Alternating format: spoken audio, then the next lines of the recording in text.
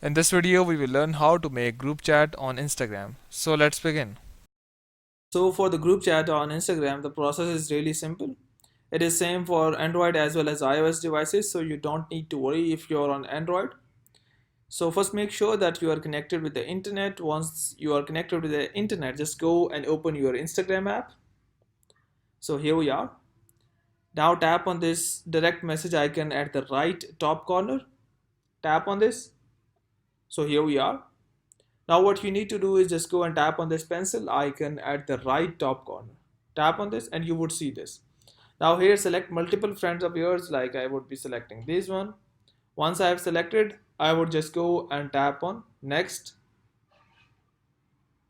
And here I need to do some message, like I would say hi. And here at the top you can name the group, like I would say it's test. Once you have done so, just go and tap anywhere on tap enter at using your keyboard.